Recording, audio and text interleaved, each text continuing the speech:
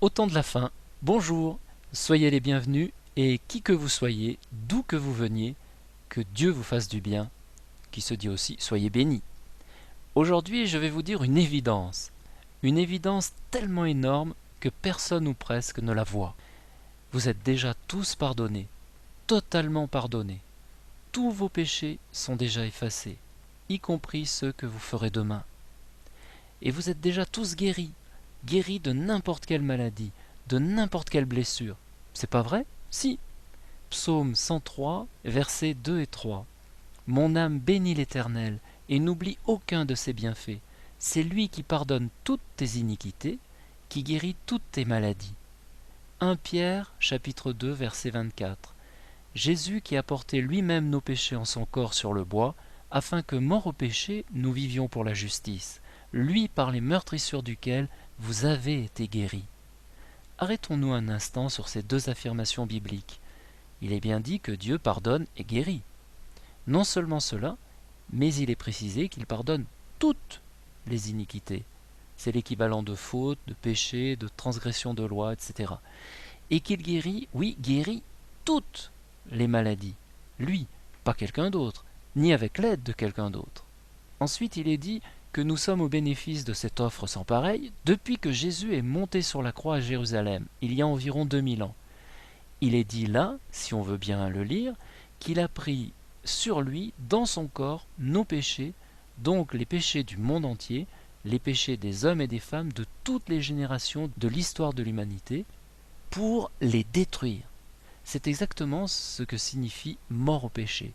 Par le sacrifice de Jésus, nous en sommes séparés, nous vivants et les péchés morts, ou encore, pour les péchés, nous sommes morts. Un mort n'intéresse plus personne. Comprenez-vous, plus de péché, lavé parfaitement par le sang de l'agneau.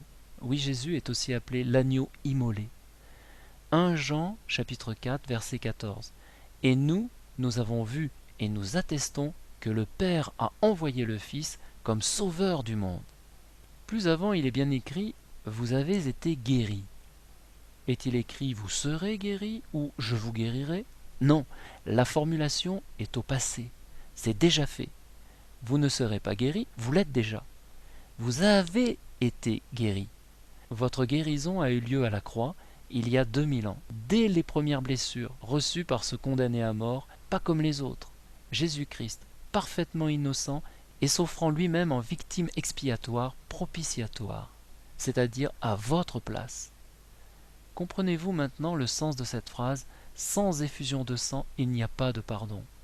Hébreux, chapitre 9, verset 22. Rappelez-vous bien ceci, vous sentez que vous tombez malade, ou bien vous venez de vous couper avec un couteau, vous êtes déjà guéri.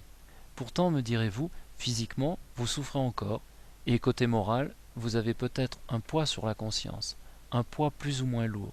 Dieu est bon et offre un cadeau somptueux, par un geste d'amour incommensurable, mais aussi indispensable que vital pour le salut de l'humanité. Jean 3,16. Dieu a tant aimé le monde, c'est-à-dire vous, oui vous, qu'il a donné son Fils unique afin que quiconque, vous aussi donc, croit en lui, ne périsse point, mais qu'il ait la vie éternelle. C'est plutôt réconfortant de savoir qu'on est déjà pardonné dès après une dispute. La réconciliation est alors plus facile, voire immédiate. 1 Colossiens 1, 20. Dieu a voulu par lui réconcilier tout avec lui-même, tant ce qui est sur la terre que ce qui est dans les cieux, en faisant la paix par lui, par le sang de sa croix. C'est aussi une très grande assurance. Lorsque sentant le mal venir dans son corps, on sait qu'il est déjà vaincu et son propre corps sur la pente de la guérison. Pas besoin de confessionnal, de méditation transcendantale et de psychanalyse. Pas besoin d'examen, de scanner, d'IRM, etc. Matthieu chapitre 8, verset 17. Jésus a pris nos infirmités, il s'est chargé de nos maladies. S'il l'a fait, croyez-vous que vous les avez encore ? Voyez-vous pourquoi Dieu a envoyé son Fils ? Mais parce qu'il n'y avait pas d'autre solution, ni dans les religions du monde, ni dans les bonnes actions envers autrui, ni par l'argent. Romains chapitre 5 verset 12 affirme ceci, la mort s'est étendue à tous les hommes parce que tous ont péché. Dieu est donc venu au secours de ce monde déchu, au secours de cette condition humaine condamnée par le péché. Pourquoi? Parce que Dieu, vous ayant créé à sa ressemblance, donc comme lui, parfait, sans péché, sans maladie, il a à cœur aujourd'hui de vous sauver des imperfections que vos péchés ont fait venir sur vous, pour rétablir cette communication parfaite avec sa créature. Par le sang versé par le Fils de Dieu, il vous sauve et vous guérit de l'impureté que ne supportent pas ses yeux, et des maladies que ne supporte pas son cœur, qui souffre de vous voir souffrir. N'est-ce pas moi l'Éternel? Il n'y a point d'autre Dieu que moi, je suis le seul Dieu juste et qui sauve. Ésaïe, chapitre 25, verset 21. Jérémie, chapitre 3, verset 22. Revenez, enfants rebelles, je pardonnerai vos infidélités. Il est saint, vous ne pouvez l'être sans lui. Vous êtes donc séparés de lui. Séparés jusqu'au moment béni où vous décidez d'ouvrir le cadeau qu'il vous a offert par son Fils. Galates, chapitre 1, verset 4. Notre Dieu et Sauveur Jésus-Christ s'est donné lui-même pour nos péchés. Éphésiens, chapitre 1, verset 7.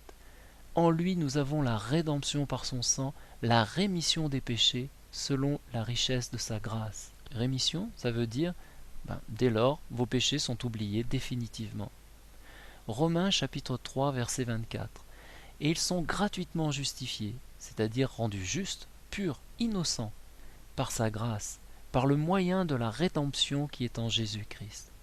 Rédemption, ça veut dire, c'est lui à votre place qui a payé le prix de vos fautes, un très grand prix, par sa mort, en souffrant le martyre sur une croix 6 heures durant. Ésaïe, chapitre 38, verset 17. Voici mes souffrances même sont devenues mon salut. Tu as pris plaisir à retirer mon âme de la fosse du néant, car tu as jeté derrière toi tous mes péchés. Voyez-vous, le Seigneur des Seigneurs fait toujours le premier pas. Par l'acte accompli sur la croix, vous êtes pardonné et guéri. Maintenant, il attend que vous fassiez le pas suivant, c'est-à-dire un pas vers lui.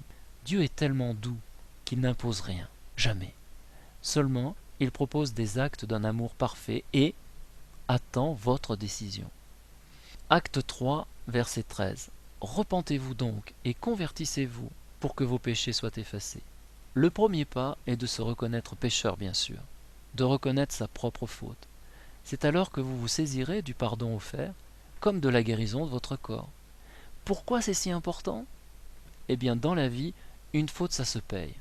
Et vous le savez bien, ça se paye un jour ou l'autre par une contravention, par la prison, par un divorce, par un coup, aïe, sur les doigts. Or, vous nourrissez peut-être l'espoir de passer au travers de la sanction. Pas avec Dieu, car il est un juste juge. Il est donné à tout homme de mourir une fois, après quoi vient le jugement. Hébreux, chapitre 9, verset 27. Dieu ne tient pas le coupable pour innocent. Nombre, chapitre 14, verset 18. C'est une réalité qui est appelée dans la parole de Dieu le jugement dernier. Parce que dans l'éternité, vous payez. J'ai bien dit vous, pas un tas de poussière, pas quelques atomes. Vous payez pour chaque action, chaque pensée non conforme à la loi. Oui, un Dieu bon et juste se doit d'avoir une loi, connue de tous ceux qui veulent bien s'y intéresser. Comme un nouveau conducteur va ouvrir le code de la route, ça paraît normal. Une fois averti, vous êtes censé ne plus contrevenir à la loi, n'est-ce pas? Mais chose la plus extraordinaire, dans sa grande bonté, Dieu qui vous aime a décidé de payer pour vous, de supprimer la dette que vous avez envers lui et qui représente une lourde addition, le montant total du prix de vos fautes par rapport à sa loi, pas par rapport à votre loi. Il paye donc la note pour vous éviter de payer en enfer. C'est cela l'amour de Dieu. Et comment pouvez-vous être sûr qu'on vous offre un cadeau? En l'ouvrant, pardi. Il est là, à votre disposition. Tendez la main, c'est à prendre par la foi, c'est-à-dire par la confiance en la bonne nouvelle qui est l'évangile de Jésus-Christ. 1 Corinthiens 15, versets de 1 à 4. Je vous rappelle, frères, l'évangile que je vous ai annoncé, que vous avez reçu, dans lequel vous avez persévéré et par lequel vous êtes sauvés, si vous le retenez tel que je vous l'ai annoncé. Autrement, vous auriez cru en vain. Je vous ai enseigné avant tout, comme je l'avais aussi reçu, que Christ est mort pour nos péchés, selon les Écritures, qu'il a été enseveli et qu'il est ressuscité le 3e jour, selon les Écritures. Enfin, petit rappel, en hébreu, le mot « sauver » a plusieurs sens. Le pardon, la guérison, la délivrance, la paix. En conclusion, rappelons-nous ce qu'on vient de lire. L'évangile par lequel vous êtes sauvés, donc, entre autres, pardonnés et parfaitement guéris. Jean 3, 36. Celui qui croit au Fils a la vie éternelle. Je vous laisse avec ce chant, nous voulons te remercier. Pour l'écouter, l'URL est juste là, en dessous. Et je vous dis à bientôt pour le prochain édito.